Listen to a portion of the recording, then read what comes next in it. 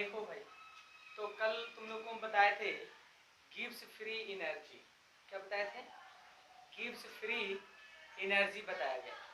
तो Gibbs free energy में बताए थे तुम लोग को गिब्स फ्री एनर्जी। तो गिब्स फ्री एनर्जी को डेल्टा जी से रिप्रेजेंट हालांकि करते हैं डेल्टा जी से ही, लेकिन चेंज को कौन सी से रिप्रेजेंट करते हैं? डेल्टा जी से। तो याद करिए कि डेल्टा जी बराबर बताए थे delta G not plus 2.303 R T log Q. ये फॉर्मूला बताइए, ठीक है। ये स्टैंडर्ड कंडीशन पे गिब्स फ्री एनर्जी और ये किसी भी कंडीशन पे गिब्स फ्री चेंज। एक और बताए थे कि डेल्टा जी रिएक्शन का अगर पूछ दे, रिएक्शन का याद करिए डेल्टा जी बताए थे product minus total delta G reactant. ये बताया गया था आप लोग को स्टैंडर्ड कंडीशन पे ये रिएक्शन का। लेकिन समझना पहले, अगर मान लो एक डेल्टा जी का वैल्यू अगर जीरो आ जाए, डेल्टा जी का वैल्यू जीरो आ जाए तो वो कहलाएगा एट इक्विलिब्रियम। किसी भी रिएक्शन के लिए अगर डेल्टा जी जीरो आ जाता है तो समझा जाता है कि वो रिएक्शन जो हो रहा है वो इक्विलिब्रियम कंडीशन है। दूसरा कंडीशन है कि अगर डेल्टा जी का वैल्यू लेस देन जीरो हो जाए तो इसका मतलब होता है कि वो रिएक्शन स्पॉन्टेनियस हो रहा है, खुद हो रहा है, स्पॉन्टेनियस रिएक्शन, स्पॉन्टेनियस रिएक्शन। लेकिन अगर मान लो कि delta G greater than zero positive में आ जाए तो non spontaneous reaction, non spontaneous reaction. कोई भी रिएक्शन के लिए अगर डेल्टा जी का मान जीरो आ जाए इक्विलिब्रियम कंडीशन समझा जाता है, जीरो से कम आ जाए तो स्पॉन्टेनियस, जीरो से ज्यादा आ जाए तो नॉन स्पॉन्टेनियस। अब आगे समझना पड़ेगा, देखिए ध्यान रखना कि अगर मान लिया जाए कि अगर तुमको कह दिया जाए, क्वेश्चन ऐसे भी पूछ सकता है, डेल्टा जी दे देगा, कहेगा इक्विलिब्रियम कांस्टेंट बताओ, स्टैंडर्ड कंडीशन पे दिया रहेगा। तो देखो यहाँ पे हम लोग हेडिंग देते हैं calculation of equilibrium constant, equilibrium constant. Calculation of क्या भाई? Equilibrium constant. इक्विलिब्रियम कांस्टेंट का कैलकुलेशन कैसे करते हैं तो समझना पहले। एट इक्विलिब्रियम, अभी बताए इक्विलिब्रियम पे क्या होता है, डेल्टा जी का मान जीरो, डेल्टा जी जीरो, और ये जो रिएक्शन कोएफिशिएंट है ये Q जो होता है वो K इक्विलिब्रियम के बराबर होता है, इक्विलिब्रियम कांस्टेंट के बराबर। इक्विलिब्रियम याद करो, रिएक्शन कोएफिशिएंट बताए थे कि Q अगर K के बराबर हो जाए तो इक्विलिब्रियम समझा जाता है, ज्यादा आ जाता है तो बैकवर्ड समझा जाता है, कम आ जाता है तो फॉरवर्ड समझा जाता है। रिएक्शन कोएफिशिएंट बताए थे। अब ध्यान से सुनना पहले, तो चूंकि अपना लोग जानते क्या है, डेल्टा जी बराबर delta G not plus 2.303 R T log Q जानते हैं। तो एट इक्विलिब्रियम ये कितना हो जाएगा? जीरो। तो delta G not plus 2.303 R T log Q के जगह क्या लगा दें? के इक्विलिब्रियम। ये अब क्या होगा कि ये प्लस में इधर जाएगा तो माइनस में, 2.303 R T log K equilibrium is equal to delta G, log K equilibrium is equal to delta G by 2.303 R T, और ये माइनस में हो जाएगा भाई, माइनस में हो जाएगा S1 में। तो इस फॉर्मूला से निकालेंगे। बात रहा कि सर लॉग टेबल बताए, लॉग का रूल वगैरह, तो ध्यान देना लॉग के बारे में थोड़ा सा बता दे तुम लोग को हम। देखो यही फॉर्मूला याद रखिएगा इक्विलिब्रियम कांस्टेंट का। इक्विलिब्रियम चैप्टर तुम लोग का समाप्त हो गया है। एक जरा सा और है जो आपको केमिकल इक्विलिब्रियम में पढ़ना, लेकिन यहीं पे हम पढ़ा दे रहे हैं, समझना पहले, ध्यान देना, समझना पहले। इफेक्ट ऑफ टेम्परेचर, इसको पढ़ाने के बाद लॉग का वैल्यू बताते थे आप लोगों को। Effect of temperature on equilibrium constant, effect of temperature on equilibrium constant, equilibrium constant पे टेम्परेचर का इफेक्ट। हालांकि बताए हैं कि टेम्परेचर बढ़ाएंगे तो इक्विलिब्रियम कांस्टेंट, एक्सोथर्मिक, एंडोथर्मिक, ये सब बता चुके थे। तो वही चीज यहाँ थोड़ा सा और डिटेल में देख लो। एक होता है केमिकल काइनेटिक्स में पढ़िएगा, केमिकल काइनेटिक्स में पढ़िएगा आर्हेनियस इक्वेशन पढ़िएगा, Arrhenius, RNIUS, Arrhenius equation. Arrhenius equation जो होता है K इज इक्वल टू होता है, हालांकि उसमें ये K जो होता है रेट कांस्टेंट होता है, यहाँ इक्विलिब्रियम कांस्टेंट माना जाएगा। A इंटू ई का power minus EA by RT। पहले ये समझिए, आर्हेनियस इक्वेशन जो होता है rate constant is equal to होता है A इंटू ई का power minus EA by RT। भाई K क्या है? तो रेट कांस्टेंट, लेकिन इक्विलिब्रियम के केस में इक्विलिब्रियम कांस्टेंट बोलेंगे इसको। A क्या है? Arrhenius constant, Arrhenius constant. ठीक, EA क्या है? ये तो एक्सपोनेंशियल है। EA जो है activation energy, activation energy. R समझ ही रहे होंगे आप लोग, gas constant, gas constant. T जो है टेम्परेचर, टेम्परेचर। ये होता है रेट कांस्टेंट का इक्वेशन जो कि आर्हेनियस दिया था, ये दिया था। अब ध्यान से समझना पहले मेरा बात। सपोज करो कि अगर मान लो फॉरवर्ड डायरेक्शन के लिए हम लिखते हैं, किसके लिए लिखा जाए? फॉरवर्ड डायरेक्शन के लिए अगर लिखा जाए तो फॉरवर्ड डायरेक्शन के लिए क्या हो जाएगा? देखो, तुम या तो ये दोनों में ln टेक कर लो, log ln। एक बात जान लो, थोड़ा सा देख लो, ln अगर है m इंटू n तो ये होता है ln m plus ln n। Math वाले सर बताएंगे, नेचुरल लॉग बोलते हैं इसको। ln m बाई n का ये पहले कहीं साइड में लिख लोगे, ये होता है ln m minus ln n। ln m पर पावर n अगर है तो वो n आगे आ जाता है, n ln m।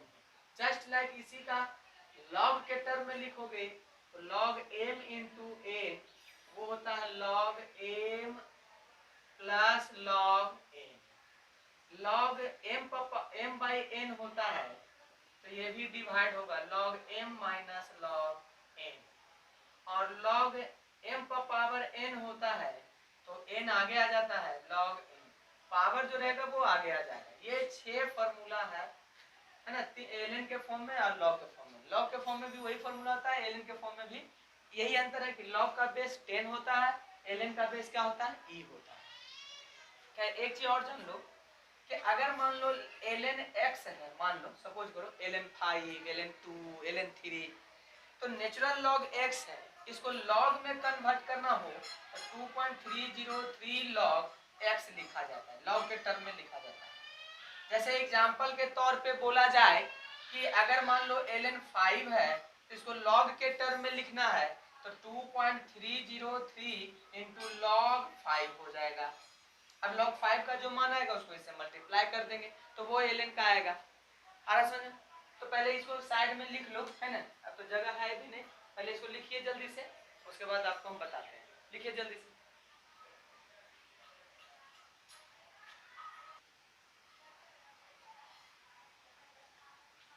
देखो समझना पहले, अभी जो लॉग वगैरह का बताए उसके बाद ध्यान दे दीजिएगा। अभी हम आर्हेनियस इक्वेशन बताए कि K is equal to A into ई का power minus EA by R। ये आर्हेनियस इक्वेशन था। दोनों तरफ अगर आप लॉग टेक कर लेते हैं, टेकिंग ln टेक करो, taking ln on both side, both side.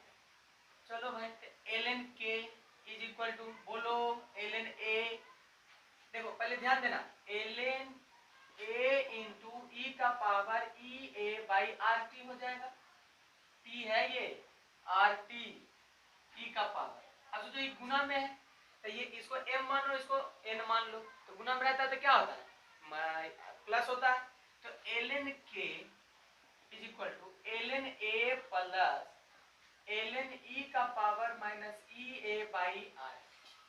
और याद करिए हम आपको बताए थे कि जो पावर रहता है वो आगे आ जाता है, तो यहाँ पे क्या हो जाएगा ln k ln a, और ये पावर जैसे ही आगे आएगा तो ये माइनस में और ये प्लस में, तो माइनस प्लस क्या हो जाएगा माइनस, तो minus E A by R T, ln क्या हो जाएगा e, ln e का वैल्यू 1 होता है, तो ln k is equal to ln a minus E A by R, ln के फॉर्म में ये आया। अब बात रहा कि रिएक्शन के लिए केमिकल इक्विलिब्रियम कंडीशन, तो फॉर बताओ भाई, for forward reaction forward reaction के लिए इक्विलिब्रियम कांस्टेंट मान लो K1 या Kf मान ले, F से फॉरवर्ड डायरेक्शन का equilibrium constant is equal to क्या हो जाएगा ln आर्हेनियस कांस्टेंट फॉरवर्ड के लिए माइनस एक्टिवेशन एनर्जी फॉरवर्ड के लिए आर टेम्परेचर, इसको इक्वेशन फर्स्ट मान ले। अच्छा फॉर बैकवर्ड डायरेक्शन के लिए भाई बताओ, तो बैकवर्ड डायरेक्शन के लिए क्या होगा, तो बैकवर्ड डायरेक्शन के लिए ln के बी से backward ln A B minus B नीचे लिखेगा E A by R T, तो ये जो एक्टिवेशन एनर्जी है ये बैकवर्ड के लिए ई ए बी लिखा जा रहा है, इसको इक्वेशन क्या लिखो सेकेंड। अब ध्यान देना पहला माइनस दूसरा कर दो, देखो तो फॉरवर्ड के लिए ये आ जाएगा, बैकवर्ड के लिए ये आ जाएगा। अब पहला माइनस दूसरा कर लो, पहला माइनस क्या करो दूसरा, तो देखना भाई फर्स्ट माइनस सेकेंड फ्रॉम कर देना first equation minus second equation, तो देखो तो ln के एफ यहाँ पे माइनस ln के बी इज इक्वल टू, इधर बताओ ln ए एफ, अच्छा ये प्लस में है तो घटाएंगे तो माइनस में हो जाएगा, तो यहाँ पे माइनस ln ए बी, अब बताओ भाई माइनस में लिख दो ई ए एफ बटा R T plus E A B by R T, E A F लिखे हैं फॉरवर्ड का activation energy, E A B backward का एक्टिवेशन है, ई ए बी लिखे हैं ये। अब ध्यान से सुनना पहले मेरा बात, यहाँ पे ये दोनों, अब तुम सोचो जरा सा कि ln m minus ln n बराबर ln m बाई n होता है, तो m के जगह ये है और n के जगह ये है, तो ln के एफ बाई क्या हो जाएगा के बी इज इक्वल टू हो जाएगा ln यहाँ भी कर दे ए एफ बटा ए बी, ln कर लोगे ठीक। अब ध्यान से सुनना माइनस ये क्या हो जाएगा यार ई ए एफ, जब माइनस तुम कॉमन कर रहे हो तो ये आ जाएगा माइनस ई ए बी, अब बटा क्या हो जाएगा आर टी हो जाएगा।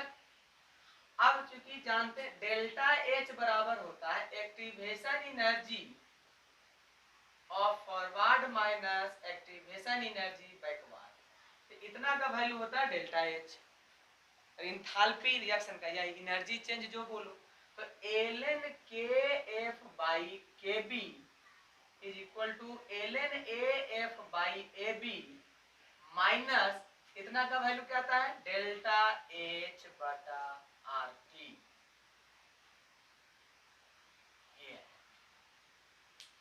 ln के एफ बटा K B ln A F A B minus B है माइनस डेल्टा एच बाई क्या भाई आर टी, इसको अपना लोग बोलते हैं वन हॉफ इक्वेशन, क्या बोलते हैं वन हॉफ इक्वेशन। अब बात रहा कि टेम्परेचर पे इफेक्ट कैसे पड़ेगा नहीं पड़ेगा जो, ठीक इसको रोको जरा,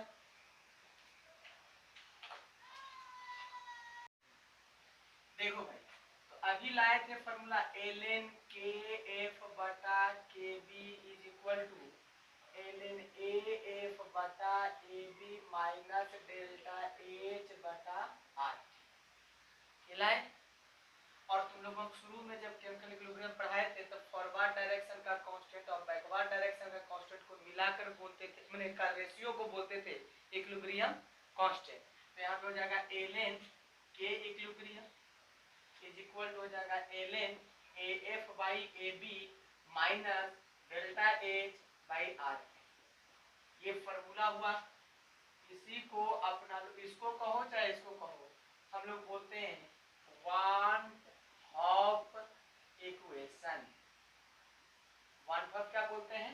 इक्वेशन। अगर कोई पूछ दे वन ऑफ इक्वेशन बताओ तो ln k बराबर ln k का मतलब है इक्विलिब्रियम कांस्टेंट af बटा ab माइनस डेल्टा h बटा r। अब ध्यान सुनना पड़ेगा, कभी कभी ऐसा हो कि टेम्परेचर अलग अलग दिया रहता है। मान लो if at temperature T1 equilibrium constant दिया हुआ K1, at temperature T2 equilibrium constant दिया हुआ K2, ऐसा दिया रहे।